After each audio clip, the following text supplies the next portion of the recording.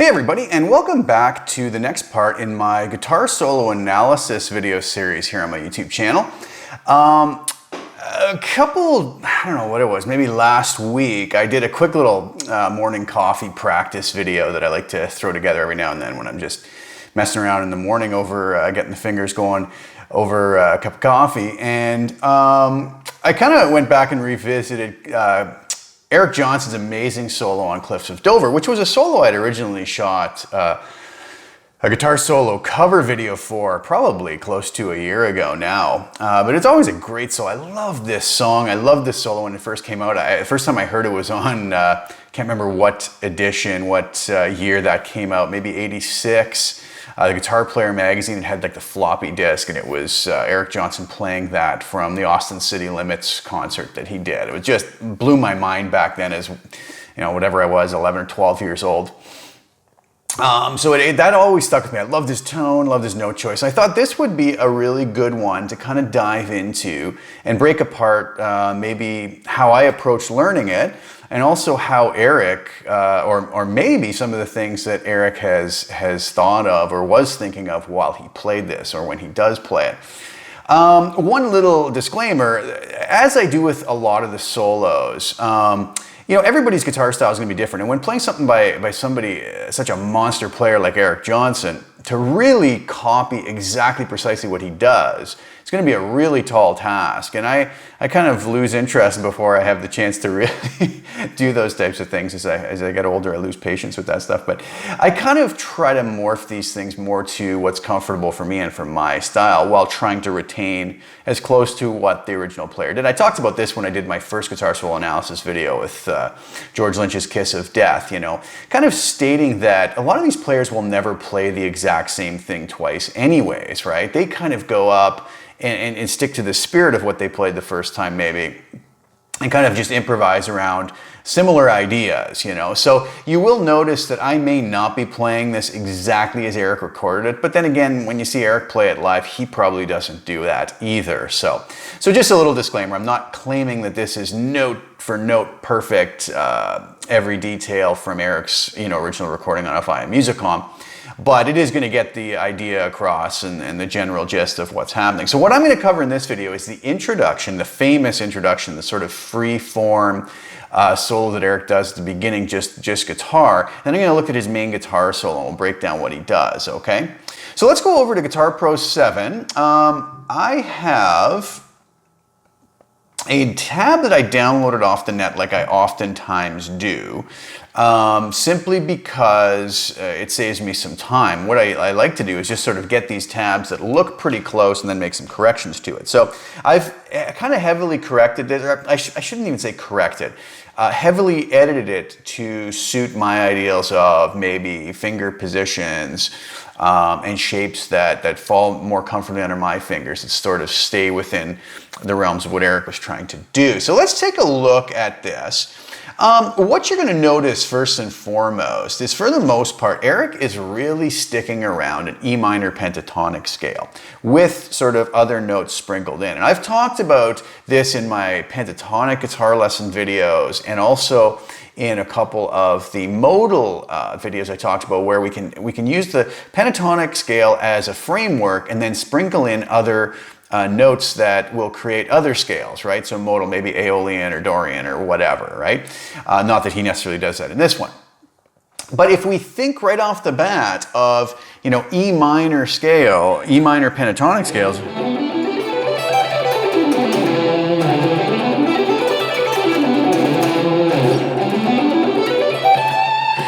that's going to help us to navigate what Eric's doing here. So what do we see he does right off the bat?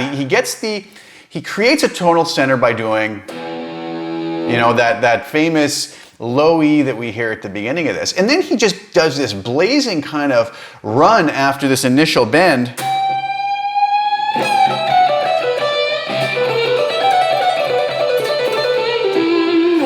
Something along those lines. And if we examine what happens there, he's just basically going through a minor pentatonic scale, adding this F sharp note in, right? So kind of borrowing from the minor scale.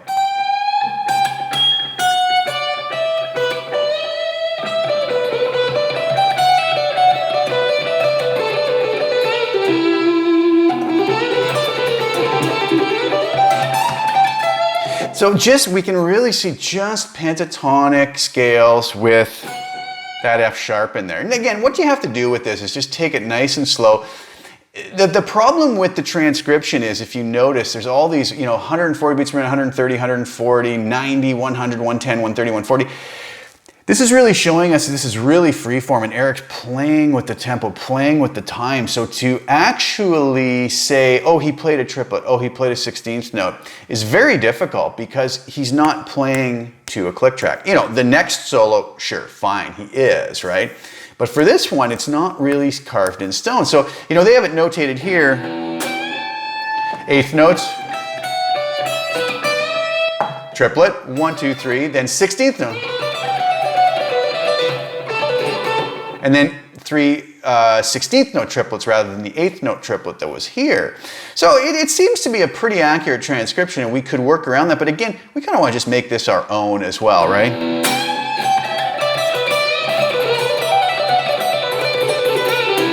If I play it like that, whatever. If I didn't nail it exactly as Eric did, I'm not going to worry too much about it. The other thing is I'm going to have a separate video up of some past performances I did of this. I did a video where I dialed in this tone you're hearing right now for my Dialing In series for the Line 6 Helix. And I did a performance of this with a really cool backing track. A snippet of it, and I'll link to my guitar solo cover video as well, just so you can hear how I perform this in the end. So what do we move to after that? Well, what Eric does is he moves kind of to a different position of the E minor pentatonic scale, and so he has this blues scale note in, right? So he comes back to a totally different position of the E minor pentatonic, adding that blues note in, right? So the pattern he would be using here now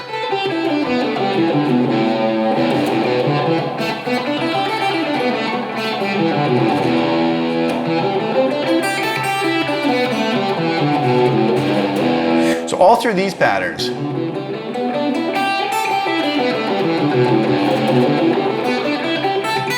And if we're familiar with those, this run actually is not too bad. He starts off here in this scale.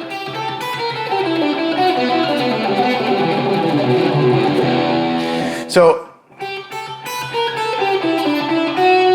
all from this pentatonic scale pattern, right? Then he shifts to this pattern, and then ends in this pattern, okay? So, and again, if you notice the phrasing, 8th note, 16th note, 16th note, now we get into the 16th note triplets, 1, 2, 3, 1, 2, 3. So a little bit faster, right?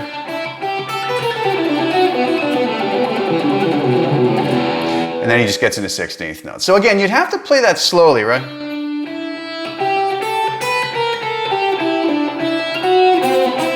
Sorry.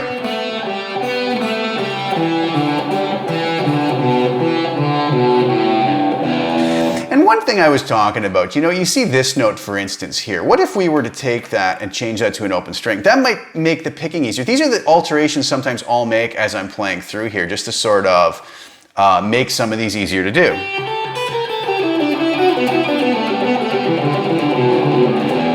That might be easier for some folks for picking. I find it does work a little bit better. But again, all we're doing here, little touch on the blues scale, and we're just into E minor pentatonic scales. Okay, then he hits back. Now this is where it gets really interesting. And let me just scroll up here. Here we are at bar 8. He starts using arpeggios, still based out of the key of E minor, but he's using something that's very interesting called open voice triads, okay? First glance when we see this, we might not think it looks like anything we recognize, okay? What an open voice triad is, let's take an A minor chord, a little A minor triad here. All of these notes, A, C, and E, are all within this same octave. But if I was to take one of these notes, let's take the C, move it down to another octave, while keeping the other two notes in the next octave, we've now made an open voice triad, right? So we've opened it up, meaning we've removed a note and put it into another octave. So the C is down low. So really what we see here with what Eric's playing is just an A minor chord. It doesn't look anything like it though. The way I'm picking that is I pick with my pick, and then you'll notice I'm using my middle finger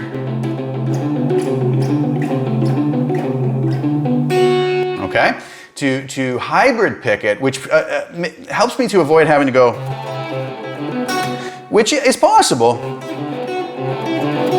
you know, where I would go up, down, down, up, down, down. That would just be a lot less accurate and maybe a little more room for error. So with this way, right, I can really be more accurate with it. So what he's doing here is he has an A minor chord and then moves up to a B minor chord. And then just a little outline of something from the E minor scale.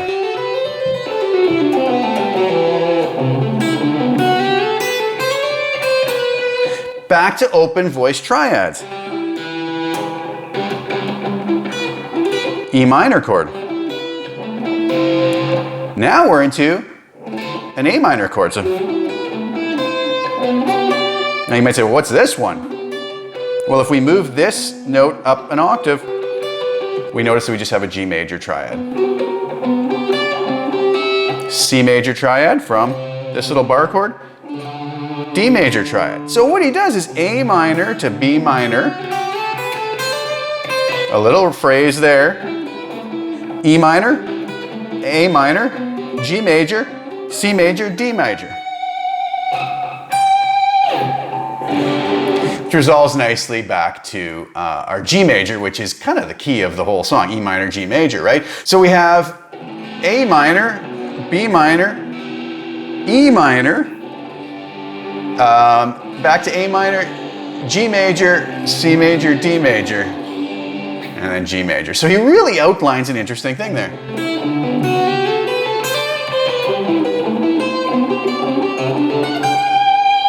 Now, this is the really famous lick now, this pivoting lick, right? Which is really challenging and has to absolutely, as far as I'm concerned, has to be hybrid picked. If you try to do this lick with picking, I think it's going to be a real nightmare to get up to the speed that Eric's playing it at. But what's he doing here note-wise? Well, he's using a pedal tone. In this case, the note G, and like I said, since the tonality of this is G, that makes a lot of sense. So here he is on G, and what he does is he plays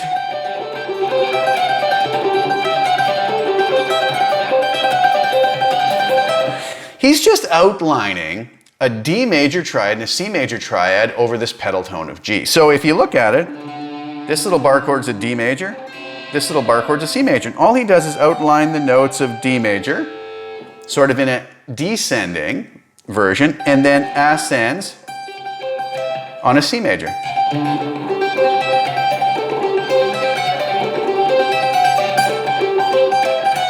Okay, if you notice again, I'm hybrid picking that whole thing.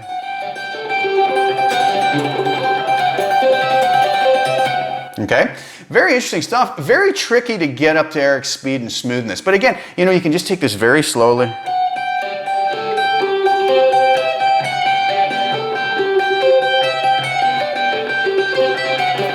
And then work up the speed. And what he does is he goes through, let me see here, one cycle of the full chord, 2 cycles of it. And on the third one, he shortens it to just 3 strings.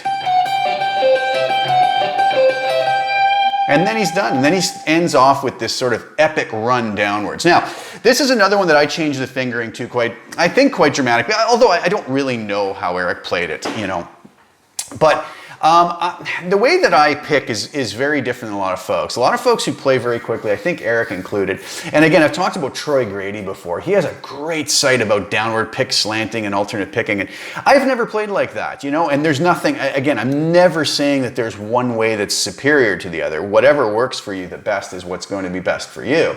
But I've always found directional picking, it works the best for me. So what directional picking is, if I stay on one string, I strictly alternate pick. I go down, up, down, up. But whatever way I switch strings in, if I'm switching strings upwards, I always pick with an upstroke. If I'm switching strings downwards, I always pick with a downstroke. So that's always worked real well for me. So a lot of times in these situations with somebody who might be more of an alternate picker, I'll regroup the notes to allow me kind of a smoother way to play them, okay? So for instance, here is what Eric basically does slowly on this run, or something very similar to it.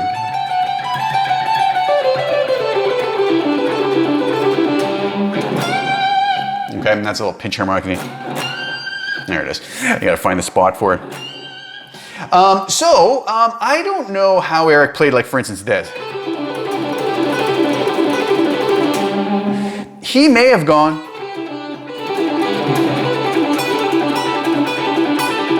You know, which to me is a lot more string changes, right?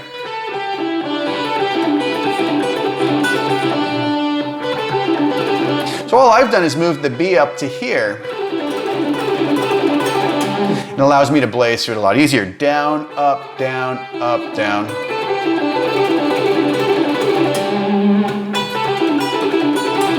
That would be a little more work for me to work out. I could probably get it, but you know, for me, this just is more natural.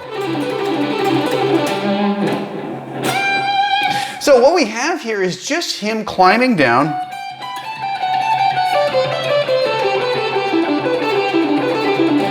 Really just an E minor pentatonic again, but kind of stretched out more.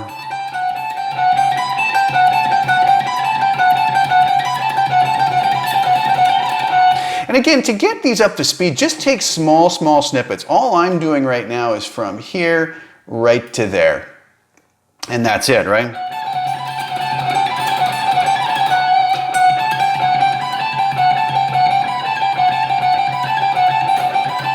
Figure out the most comfortable way to pick it. Get those notes, you know, in your brain, under your fingers.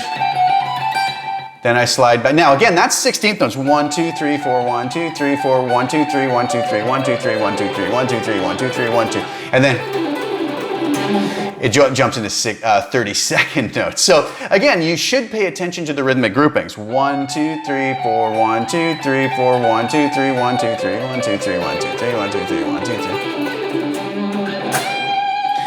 To the point where you finally just develop a feel for it, and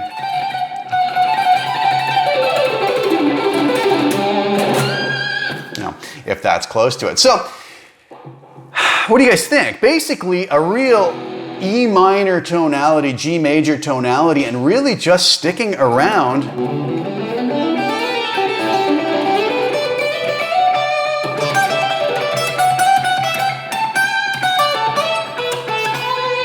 You know, E minor pentatonic with the little F sharp note thrown in every now and then, okay? So hopefully that helps you guys to kind of sort of see what Eric did on that. Let's jump ahead to the actual guitar solo now. Okay, so what I've done here for the guitar solo, you can see I've notated the guitar solo, is put in the chords he uses. So the chord progression basically is diatonic to the key of G major, E minor again, okay? But starting on an A minor chord. So the 2 chord up to the 5 chord D, to the 1 chord G, to the 4 chord E minor, okay? Right up until the end where he alters that. He goes A minor, B7th, E major, D, okay? So let's take a look at what he does here. What happens is he starts off, and if we notice, he really does base this solo around the E minor pentatonic scale with a couple extra passing notes, sometimes that F sharp note thrown in. But he does it in a way where he kind of focuses on a lot of chord tones and outlines arpeggios again, okay? As we've seen in a lot of these solos, it's a really common thing to do. So he starts off with this lick on the A minor. Now, again, we can see this comes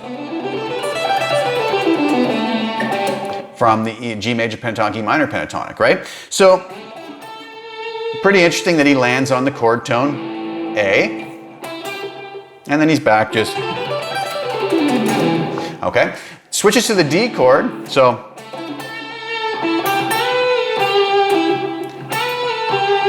again, more pentatonic licks to the G. We really see how visually how it comes from this basic pentatonic scale. Now, he moves back here when he goes to the G. Again, that looks kind of intimidating, but again, if we know our pentatonic scales, here was our sort of root pattern E minor pentatonic scale. If we go to the pattern preceding that, all he's doing is a run based off of that. So,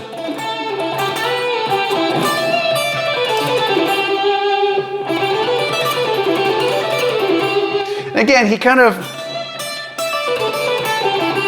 the phrasing is a little odd, right? 1, 2,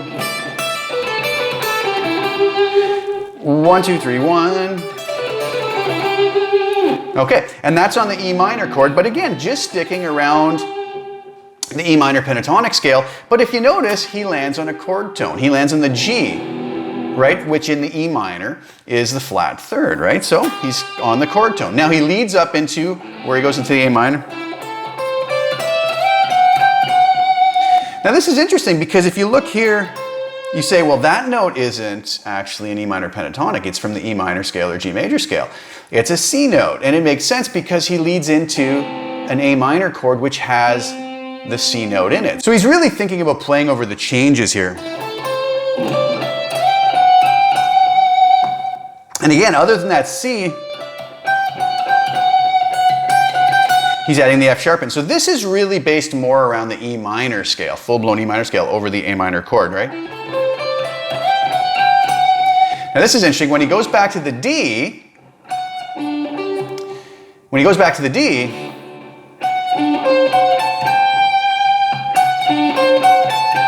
if you notice I bar it, but I kind of don't bar all the way. I just kind of mute the notes that I don't need by rolling my finger slightly. So what's he doing here? Well, he's on an F sharp note, which is part of the D chord, and then he outlines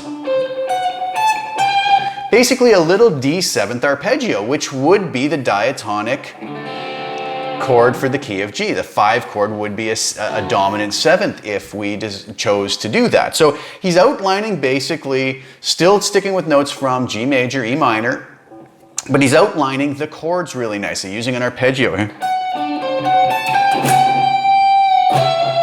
Then he goes to the G, bends up to, of all things, a G note, right? Does this kind of slide on the E minor. And back into more of an E minor pentatonic again.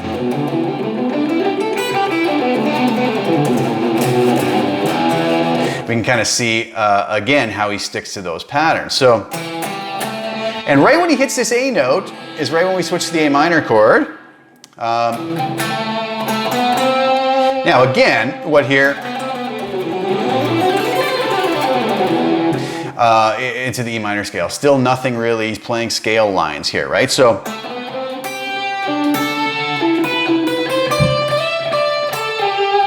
this is an interesting little 3 bars. Again, over the D, he goes G and D notes, A and E notes, right? So these 2 notes are definite chord tones of the D chord he's over, but other than that, it's just more basing around the scale again, all notes from the same key. Then when he switches to G, a B note, right? So that's a chord tone. Again, just scale stuff.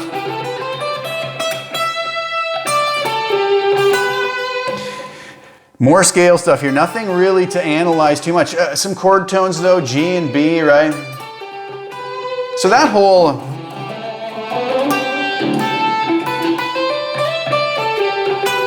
this is where it gets interesting. Back to an A minor. So A, E, C, right? Total A minor arpeggio. G, which would actually make it an A minor 7th arpeggio. So, but again, if we look at those notes, all from the G major scale, okay? D chord, he outlines a D major chord, but another one of these open voice triads. He has a little D5th up here, D, A, D, but he puts the 3rd interval down into a different octave and adds, so it's more like a D slash F sharp or a D over F sharp. So,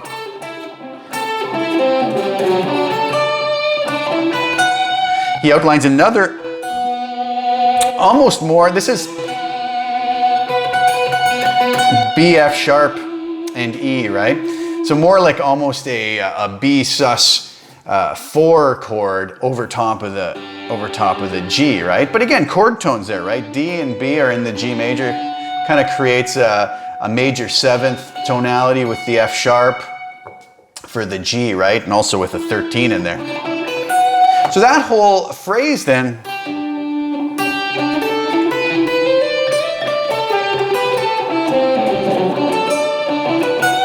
Now this is where it gets interesting. Back to the E minor, he outlines this really neat little arpeggio shape. And he does it in triplets, 1, 2, 3, 1, 2, 3.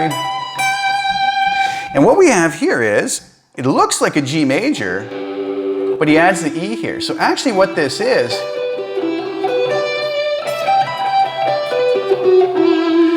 a little E minor 7th arpeggio, right? We have E, G, B, and then the flat 7th, which is a D.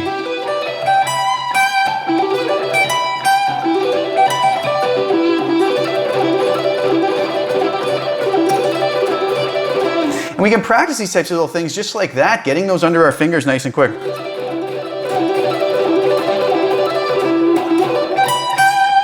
Right? And that's going to allow us then to be able to play it much slower. Now, these little runs here, I think I've altered a little bit. You know, Eric's ripping through these so fast and he kind of is playing around with time, but I kind of did them more as straight triplets.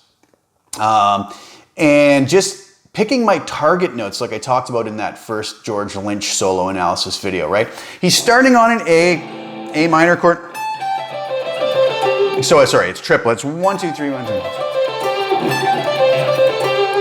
If you notice again, it looks like he's going to just go down the pentatonic scale, but because he's playing over an A minor, he knows he can sneak that C note in from G major, E minor, however you want to think of it. And he ends on the G, which would create the tonality of an A minor 7th chord. When he goes to the D, back up to 1, 2, 3, 1, 2, 3, 1, 2, 3, 1. Ending on the D. So starting on a D again, our target notes, right? And really running through E minor pentatonic again.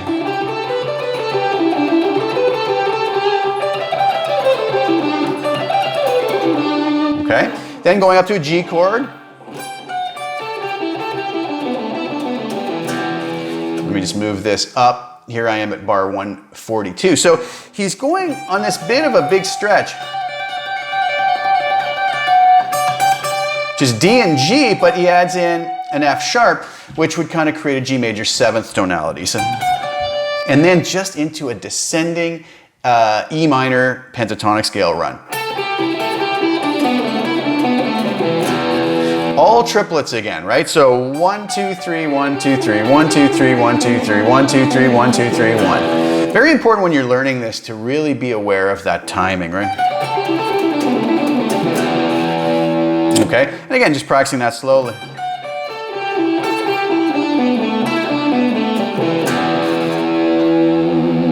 So that whole run then from the A minor,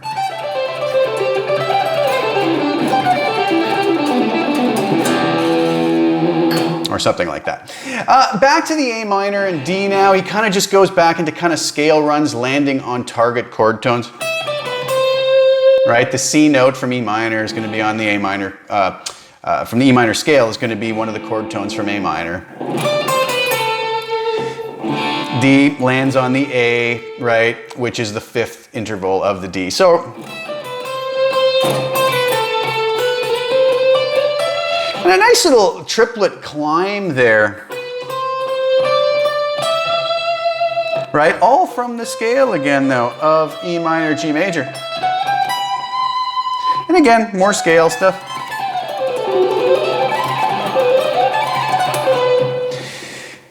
And then he heads back into this theme we saw him outline in the intro, right? But a much shorter version of it, much more condensed. He starts off in the A minor just going. Then he gets into triplets again over the D, which makes sense because he's outlining a portion of a D major chord.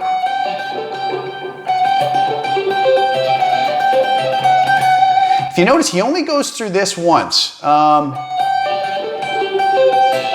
Then he shortens it, just like he did in the intro, except he did a lot longer, right? So that whole, and then he does like a slower triplet, right up to our E minor. Again, just more scale type playing.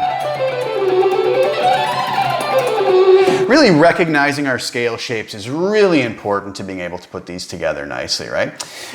Then he gets into some interesting things here because the chord progression notes change. It sounds like it's going to stay the same, A minor, but then it goes to a B seventh, E major, and then ends on D before going back to, you know, that signature lick. So how does he handle this? Well, the A minor here, what he does this little run, okay? If you notice, it looks like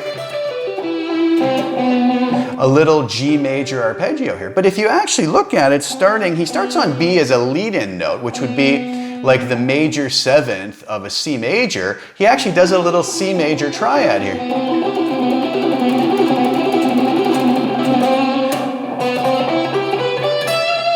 Right? So he outlines C major, which works nicely over A minor because they share so many of the notes. C, E, and G, A, C, and E, right? So adds in a B, adds in a D, ends on an E note, again, which is a chord tone in A minor, right? So what I oftentimes think about for shapes like these to remember them are the little triads that are in there. I see a C major triad, I see a G major triad.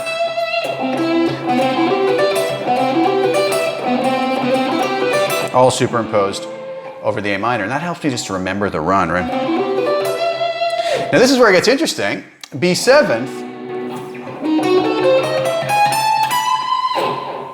What he plays over top of this is partially a little diminished arpeggio and partially just this B seventh, right? He has this D sharp note, which is inside of our B seventh chord, right? He has an F sharp, which again is in there. There's our B.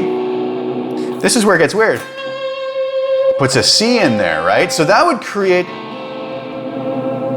so this flat 2 tonality in there as well, or flat 9 actually is what we would call it, right? So, but he's, you know, it's playing over top of the B7. He's just outlining a sort of outside tonality. And the interesting thing is here, he throws a G sharp note in, which leads into this next E major chord, which is really 2 non-diatonic chords to the key, right? So these 2 runs from A minor to B7th are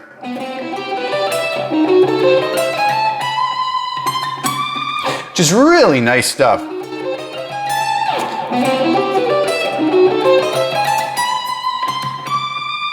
Okay, so a little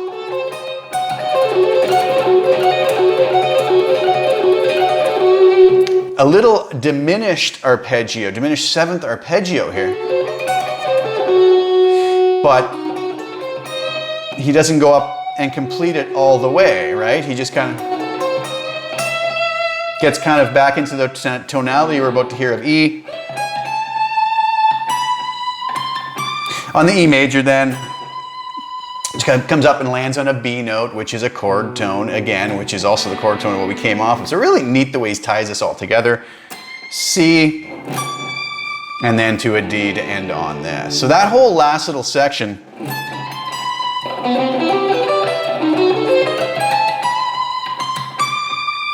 okay, so really interesting stuff here that we see he's done here. I won't run through the whole thing. I have a performance video I'll put up of all that later on. So I don't know if that's any help to you guys. Some pretty interesting stuff that Eric's doing, but really when it comes down to it, nothing too overly complicated. Lots of pentatonic playing with other little notes sprinkled in, the odd little color tone. A blues scale note here, you know, a note from the major and minor scale there, right, to sort of match the chord tones. What I find really fascinating is his use of these open chord voicings, right? So nice, really nice stuff. It's really his signature sound, and once we understand what he's doing and what to look for, it makes it a lot easier to understand a lot of Eric's style, you know, and stuff that we can actually add to our own playing as well. You know, one way around that is find these little bar chords, right? Eric does this all the time. And then you can just go diatonically through a key. If you're in the key of C major, you know, C major, next chord is D minor, E minor, right? F major, G major, A minor, right?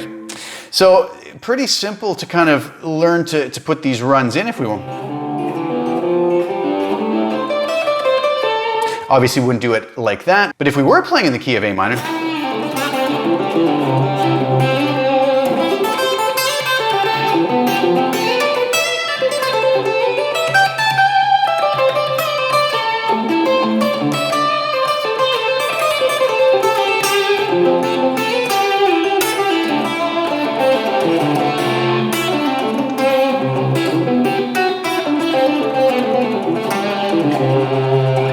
right? We can add our own ideas based off of those if we know where those chords lie within each key.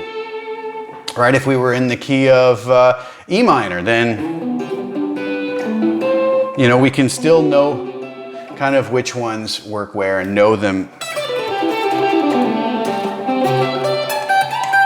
in relation to our scales, and they're going to help with that. So hopefully that was of use, guys. Hopefully I didn't raise more questions than I answered. Please leave me some comments, like the video, and share it if you don't mind. I hope you guys enjoyed. Subscribe to my channel if you haven't already. I'm going to do a lot more of these and in the near future. And like I said, hopefully you guys really enjoyed this, and as much as I enjoy doing them.